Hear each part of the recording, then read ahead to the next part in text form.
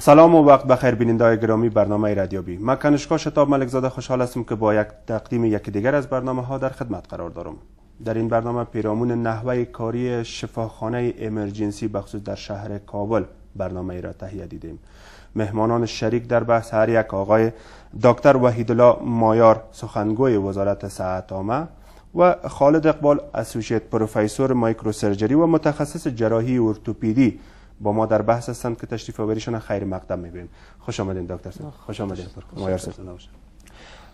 دکتر صاحب می‌خواستم با شما اولین پرسش آغاز کنم که از مریضانی که نزد شما آمد و طی مراحل چیزی که در مستند ما داشتیم می‌خواستم یک مختصر شما اشاره کنین که مریضان چگونه پیش شما آمد، حالتشان چگونه بود و شما وقتی که دیدین چی کارهایی را برشان انجام دادین و از شفاخانه امرجنسی دلیل رفتنشان یا از اینکه از جا برآمده بودن و نزد شما مراجعه کرده بودن چی بود؟ بله، سلام به شما و بینندگان خوب تلویزیونتان. وقتی که مریضا را اردویش از عدم تمادی رگای رساننده خون پیش ما مراجعه کرد، یعنی نبض در پا موجود نبوده که یک مریضش بدون از اینکه کدام کار در امرجنسی صورت بگیره صرف پیشنهاد قطع طرف بر شده بود و در مریض دوم تا اندازه پاکاری و تطهیر جراحی صورت گرفته بوده و شرایین هم مثل که به صراحت اونام ذکر کرده بودن در دیسچارج پیپرشان بسته بودن کاملا به منظور از اینکه یک کمک اولیه کرده باشن که تا رگای خون خونده نباشن و این ارزش حیاتی داشته به طرف تا خون برساند. من میخواستم از مریضان یک کم شما اشاره به مریضان داشته باشین وقتی که نزد شما مراجعه کرد پای از پاهایشان بود چگونه مثلا جراحت داشت، مرمی خورده بود، چرخ خورده بود و در پهلویش چقدر وقت از ساعتشان گذشته بود، ساعتی که یا باید عمل جراحی میشدن که نزد شما مراجعه کردن؟ یک مریض فکر میکنم در حدود یک روز سپری شده بوده که او از نوع اسلحه ناری که بوده به اصطلاح عام ما تفنگ چرایی بوده و مریض دوم که بود عبور یک شلیک مرمی بوده که تعداد مرمی هم زیادتر بوده و اردویشان یک گنشات اینجوری داشتن یا اثر اصابت مرمی تفنگ. وقتی که نزد شما مراجعه کردن دلیلی که پیش شما آمدن چی بود؟ چی گفتن؟ خب اول گلهشان بود که شفاخانه امرجنسی چون پیشنهاد کرده بوده، مایوس از اونا بودن و دوم کمک از پیش ما خواستن که اگر بتونم این طرف دوباره زنده داشته باشم. وقتی که مریضان پیش شما مراجعه کردن شما اولین کارهایی را که انجام دادین چی بود و شفاخانه امرجنسی چی کارهایی را برشان مقدماتی کرده بود؟ خب در مریضی که کدام کار جراحی پیش صورت نگرفته بوده صرف در یک میزابه یا سپلنت او تثبیت بوده تا عدم تحرک و یکان تاثیرات خوب انرژیک داشته باشه که کمک اولیه در سایه که جراحت میبردارم بسیار معمول است و صرف یک کمک اولیه شده بود. مریض دوم به عملیات خانه کشانده شده بوده، او دیسچارج پیپر ما بر شما دادیم و تصاویرش هم هست. شریان اساسی را مطلق بسته بوده، صرف به منظور از اینکه به قدم دوم بردارن و صرف استخوان بوده و باقی مانده اقسام رخوه‌ای که بوده او را دوباره قطع کنه و طرف جدا بسازن، یعنی عصبم تمادی نداشته و اویه که در اوجه موجود بوده او مطلق بسته شده بوده، در او کار هم صورت گرفته بوده و با او حالت ما خودم به شفاخانه امرجنسی رفتم با یک خانم که جراح بوده با اونا هم صحبت شدم و گفتن که فیصله نهایی ماست و صرف ما موافقه پایواز یا خود مریض برای ما شرط است که او را از پیشان بگیریم و مریض طرفش از پیش دور بسازیم و بالاخره. دلیل رفتن شما به شفاخانه چی بود؟ دلیل رفتن ما که آیا این پیشنهاد درست است یا نه از طریق یکی از دکتر صاحبای شفاخانه وزیر اکبر خان بوده. اگر چیز امکان وجود نداره و یا اینا حق به جانب باشن خب ما در شفاخانه امرجنسی را میمانیم و موافقه امرایش میکنیم و اگر چیز امکان وجود داشته باشه ما مریض از اینجا خارج میکنیم که توصیه ما مشوره ما برشان همین بوده که کار را که میکنن یک کار نیست که مختص به شفاخانه امرجنسی باشه، میتونن که در شفاخانه‌های دیگه هم این کارا بکنین.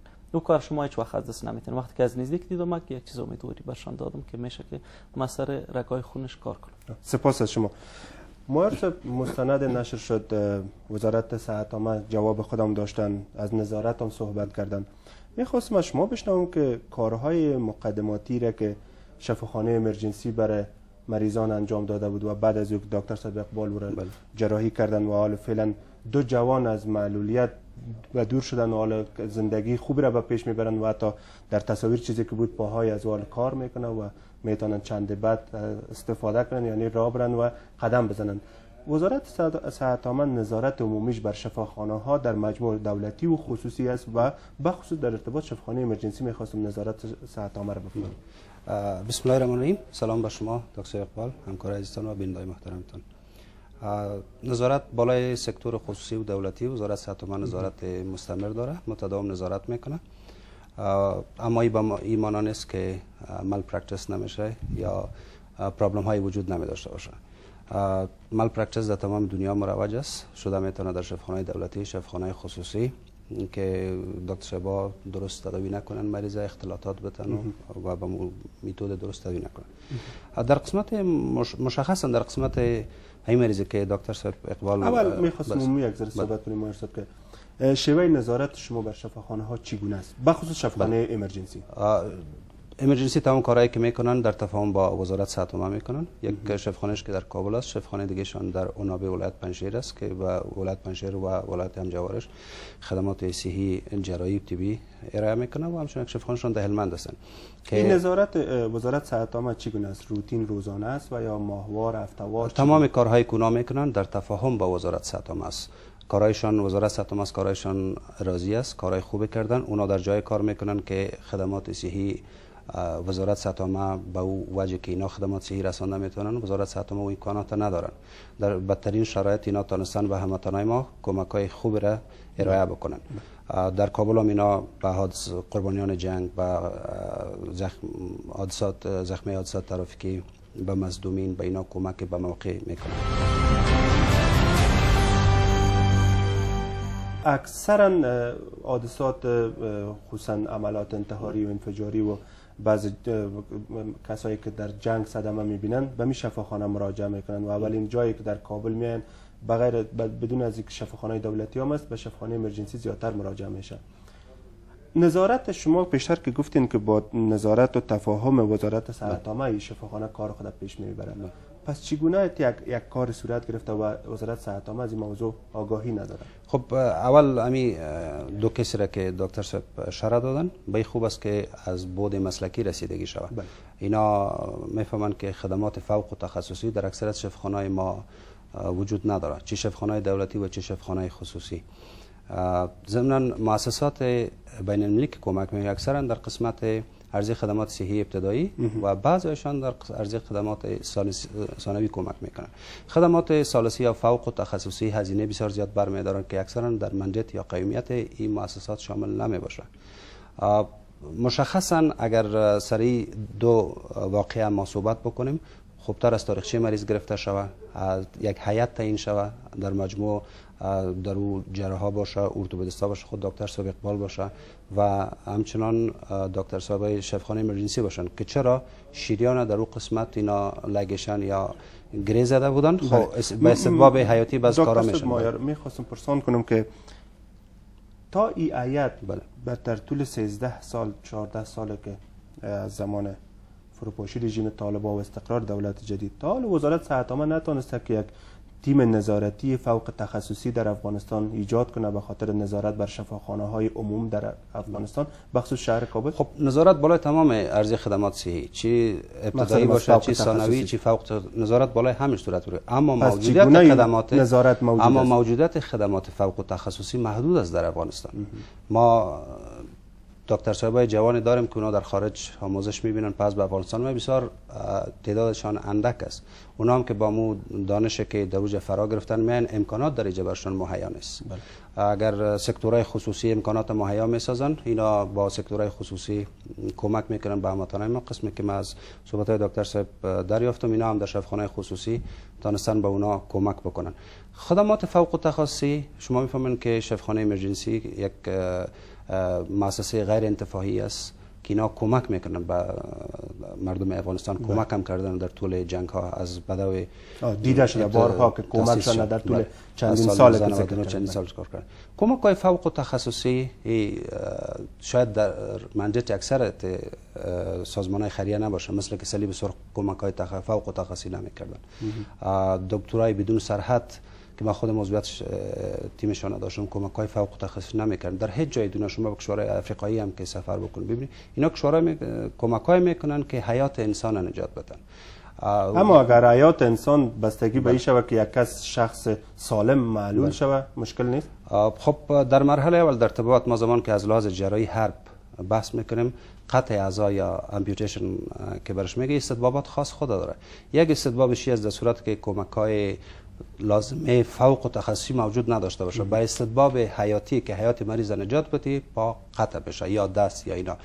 به خاطر که در طبابت دکتر هم در اما ضرور نیست دکتر صاحب معیار که خیلی باید تلاش صورت بگیره تا به اندازه اول نهایت کوشش صورت میگیره که دیده شود که اگر امکانات باشه، هم امکانات تکنیکی و هم کپاسیتی موجود باشه که او را نجات بده طرفه. در صورتی که طرف نجات داده نتونه باید حیات مریض نجات داده شود. این از لحاظ جراحی حرب یک فرمولای عمومی است. مشخصا روی از این موضوع مستند ما میگیم که دو تن وقتی که شکایت کردن به تلویزیون خورشید و آمدن و ما مستند در راستا جور کردیم، چیزی که دکتر صاحب اقبال هم به اشاره کردن که بعد از 7 ساعت تا حتی 24 ساعت بعضیشان دو نفر مراجعه شده به دیگه شفاخانه و اوجا از احتمال که چیزی که وجود در شفاخانه امرجنسی قطع عضو بدن بود جلوگیری شده و حالا فعلا وارد شخص صحتیاب شده.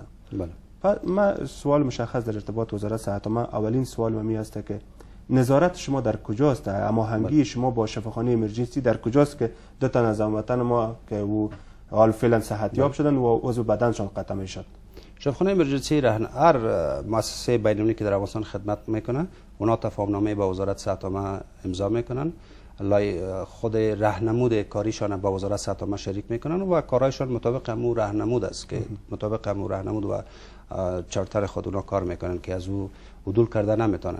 و یک چیز که بگم از بصفت یک دکتر که ما هم جراحی کار کردیم، دکتر صاحبم جراحی ورزیده کشور از جراحی جوان که در خارج ترین شده، یک بزرگ بگم که هیچگاه کسی که سوگند طبابت خورده باشه، چپن سفید پوشیده باشه، قصدن و عمدنی کار نمیکنه. مقصد از قصدن و عمدن نیست دکتر صاحب. شاید موضوع ظرفیت ها فکر نمیکنید مطرح باشه؟ ما براتون پیشتر گفتم که ظرفیت های فوق تخصصی در افغانستان محدود است. به مخاطر وزارت صحت عامه خواهان تعدیل در قانون دوم صحت است که خدمات ثانوی و ثالثی یعنی تخصصی و فوق تخصصی وجود در بدلش گرفته شود که ما منتظر هستیم که چی وقت در این باره تصمیم نهایی میشه از طریق مشران و جرگه و بعد از او میره به مقامات عالی دولت که اونا ایره چیز کنن. شما میفهمین که ما دکتر اقبال شد ما اگر این سوال از اینا بکنم که چقدر هزینه برمیداره، چقدر امکانات تکنیکی ضرورت داره که دوباره یک شریان که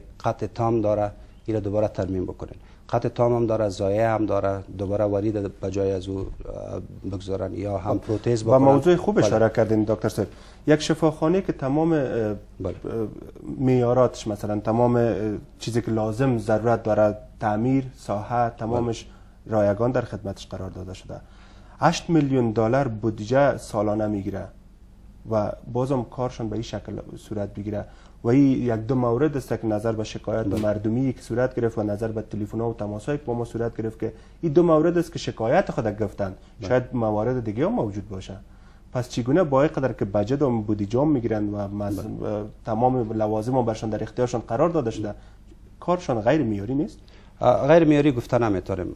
ظرفیت ها فرق میکنه، امکانات فرق میکنه. من گفتم که منشور از اینا خدمات های فوق تخصصی نیست که برای ما ارائه کنه. خدمات جراحی ارائه میکنن، اکثرا اقدامات که اینا میکنه جداینده حیات است. عملیات انتخابی اینا هیچ وقت نمیکنه که یک مریض ما سنگ یک کیسه صفرا داشته باشه بره اونجا عملیات بکنه. اینا اکثرا به قربانیان جنگ اکثرا به مظلومین و همچنان دوستای هموطنای ما که جروحات ناریه دارن از باعث خوب است. ما تشکر از شما دکتر صاحب اقبال. چیزی که مایار صاحب به او اشاره کردن، هزینه برداشتن بعض جراحی خصوصا مایکرو سرجری بعض آلتایی که مثل همچو پیش میآید داره. مصارف عمده که شاید بر میداره عملیات ها چقدر خواهد بود؟ فکر میکنم که بس اساسی قسمی که ما ارسال اشاره کردی بود که بسیار متکی به دکتر است که چی نوعی کمک از او است. درست است که یا کارهای را که در عرصه کمک های اولیه میکنه قابل قدر است، ولی یک اعتراض ما ای است که امی کار که میکنه کمک اولیه خدا به انجام کار نرسانه. یعنی به این مفهوم که آمپوتیشن انجام کار است که دیگه کار پیش مریض نمیشه، تو محدودیت های خدا که به کمک اولیه داره او را بکنه و به همراه این مریض شریک بسازه که انجام کار نیست و آنقدر که اینا با وضاحت میگفتن که در هیچ جای دیگه امکان وجود نداره و این آخرین است. حالا ما میایم سر مسئله اصل. یک پرسش پیدا شد.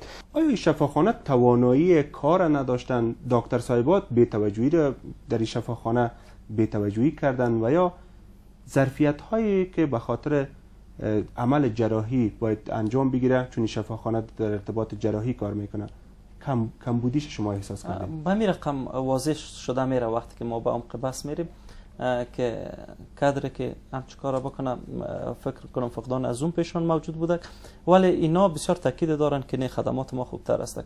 قسمی که ما گفتیم که کمک های اولیه از یا پیش ما به دیدی قدر سون از او میبینیم، ولی یک کار که او به انجام کار به انجامه که قطع طرف از دور ساختن نشسته و هیچ قابل برگشت نیست. در او تصامیم یک چیز اعتراض وجود داره از طرف ما که باید همچون تصامیم سرنوشته سازه در قبال مریض نگیره. صرف کمک اولی خدا که کرد همون بجا باشه. اگر مشکلات کمبودی خدا داره او را قطع پایواز مریض شریک بسازه و الهی که راه حل به قدم های بعدی چی است، کدام جای راجع می سازن و یا در آینده ای را در نظر میگیره، برای اینکه از سالهای متمادی با این مشکل مواجه هستن. این از بیرون حل میکنن قسمی که شما گفتین که یک بودجه هم داره. و من دکتر صاحب من میخواستم پرسان کنم که آیا شما فکر میکنید که این دو موردی که مراجعه کردن بر شما و بر رسانه ها مراجعه کردن خصوصا تلویزیون خورشید و این موضوع رسانه‌ای شد، هم دو مورد خواهد باشه و یا موارد دیگه هم موجود است؟ چون از آمدن ما مدت کوتاه میشه، با دو مورد و یک چند مورد دیگه که ما او را خودم کار کردیم و نتونستیم که او را دعوت بکنیم یا آدرس از اونا مشخص نبوده که اینا خودشان به شکایت پرداختن و مرا پیدا کردن. موارد دیگه هم است که قسمی که در مستندتان دکتر سوزلال از تجارب خود قسم میکنن که چندین مورد دیگه هم بوده. بار اول نیست، شاید با می رقم پرکتیس از سابقه تا به امروز ادامه داشته باشه. سپاس از شما دکتر صاحب. ما شکایت های زیاد از موارد دیگه هم در شفاخانه امرجنسی هم چون موضوعات آمپوتیشن یا قطع عضو بدن شکایت های صورت گرفته. حتی معاون شورای ولایتی یکی از ولایات این شکایت داشتن که ما در مستند با او اشاره کردیم. شما چی فکر میکنین؟ نظارت ها چقدر نظارت وزارت صحت آمد دقیق است؟ پس اگر شما پیشتر از نظارت عمومی صحبت کردین، پس این مشکل چرا تا حال جریان داره و حالا ما اگر ما شما نظارت جدی نداشته باشیم شاید این موضوع ادامه داشته باشه؟ خب بهتر است با چون واقعیتی که ما آگاه میشیم کمیته ساخته شو و از بود علمی نگریسته شو و راه حل پیدا کنه. در صورتی که مشکل از شفاخانه راه حلش می‌خواستم راه حلش است که ما به هیچ وجه نمی‌خوایم که سر افغانای ما کسی پرکتیس بکنه یاد بگیره و هیچ وجه وزارت صحت ما طرفدار از این است که مریضای ما که با تداوی میشن پایشان قطع شوه. ما هیچگاهی قابل قبول و قابل تحمل نیست برای ما. قابل تحمل نیست، چی در شفاخانه امرجنسی، چی شفاخانه خصوصی، چی شفاخانه دولتی. اما موضوعات امکانات و ظرفیت بسیار زیاد مهم است که با داشتن امکانات و ظرفیتایی که دارن در صورتی که تعلل ورزیده باشن، از لحاظ عدول کرده باشن از مسلک خود، نافهم بوده باشن، در حالت وزارت صحت عامه مصمم است که به این موضوع بپردازه و ان شاء الله ما این را پیگیری خواهد کردیم. و یک موضوع نظارت که شما گفتین، نظارت درست است که وزارت صحت عامه هیئت میره به شفاخانه نظارت میکنه. وظیفه نظارت مسئولیت همه ما و شماست، مسئولیت مطبوعات است. همین که ما امروز شدیم که امی میخواستن امی را وضاحت شما بتین که نظارت وزارت صحت عامه بر شفاخانه‌های خصوصی و دولتی بخصوص شفاخانه امرجنسی چگونه است؟ یک هیئت از طرف وزارت میره تنها پرسان میکنه که شما چی کارایی را انجام دادین و پس دوباره در مجموع اینا راپورای خود ماهوار و سالانه شریک میشن با وزارت صحت عامه و همچنان در ولایت که هستن خب در راپور نشته میکنن که مثلا 15 یا 20 نفر قطع وضع بدن شد ما عملیاتای را انجام دادیم. اینمی قناعت شما را حاصل میکنه؟ خب وقتا فوقتا ما گفتم تمام فعالیتاشون در تفاهم با وزارت صحت عامه است. پروگرامای نوی که ایجاد میکنن، سرویس های نوی که ایجاد میکنن، ظرفیت خود که بلند میبرن، در مجموع وزارت صحت عامه را در جریان میگذارن و وقتا فوقتا هیئت های وزارت صحت عامه میرن بازدید از مریضا میکنن که یکی دو بار ما هم جمع از هیئت ها بودیم که رفتیم که مریضا را دیدیم. اما آماده مزی که دکتر درست تداوی میکنه یا نمیکنه، این موضوع است که ما در اینجا خواهان کمک رسانه ها هستیم، کمک هموطنان خود میخواهیم که ما را در جریان بگذارن. وزارت صحت عامه گیریم پشت هر معاینه خانه یک دکتر یا پشت هر شفاخانه خو یک تیم نظارتی نمیتونه که تفویض بکنن که اونا نظارت بکنن. کار زیاد صورت میگیره. ما سر مدیکال کانسل یا شورای طبی زیاد کار میکنیم که ظرفیت ها را بلند ببریم در مجموع، چه سکتور خصوصی چه دولتی است. برنامه دیگه که وزارت صحت عامه داره، دکتر صاحبا را ما روان میکنیم، دکتر صاحبای جوان به کشورهای دیگه که اونا فرا بگیرن با تکنولوژی و با فن جدید طبابت آشناشون، پس بیان در افغانستان به دیگه افغانای ما یاد بدن. پروگرامای دیگه که داریم این است که دکتر صاحبا را از خارج بیاریم به افغانستان که تا بتون یک کتله عظیمی از دکتر صاحبا، نرسا و پرستارا و قابلای مارچز بکنن. اما شما میفهمید که افغانستان یک کشور جنگ زده، کشور فقیر است. طبابت افغانستان هزینه زیاد برمیداره تا که طبابت معیاری و استانداردایز شود. در ضمنش ما به امنیت خوب ضرورت داریم، به بودجه کافی ضرورت داریم.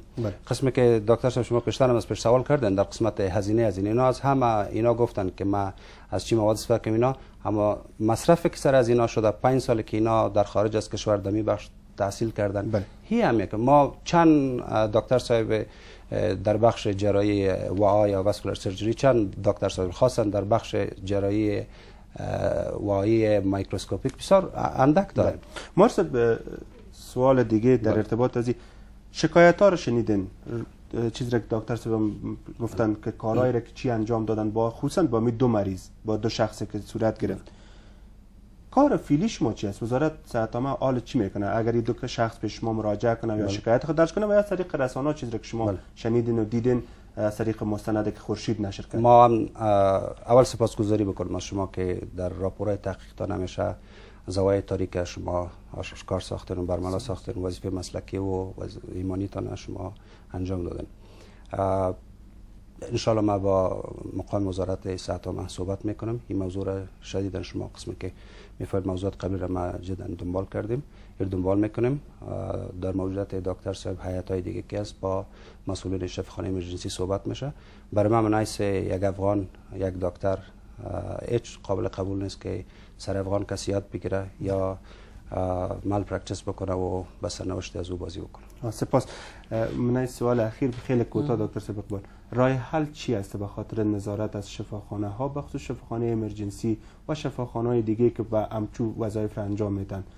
باید وزارت صحت عامه و نهادهای مشخصی که در راستا کار میکنن چی کارهایی را در پیش بگیرن؟ پیشنهاد کلا نیست که محدودیت‌های از اینا درک شود، که یک هدف پیگیری از این مسئله همی است و اون محدودیت‌ها برشان منحیث یک چوکات گذاشته شود که تا در آینده که سرنوشت معلولیت سالم بودن یک فرد است از او پا بیرون نگذارن و کارهایی که در بین محدوده میکنن و انشالله که پیش هر افغان قابل قدر خواهد بود. تشکر از شما، تشکر از محرص عزیزتان در برنامه. و سپاس از شما بیننده‌های گرامی که تا این دم بیننده برنامه ما بودید. تا برنامه بعد که باز هم در خدمت قرار میگیرم، تمامی شما را به خداوند میسپارم. شاد و موفق باشید.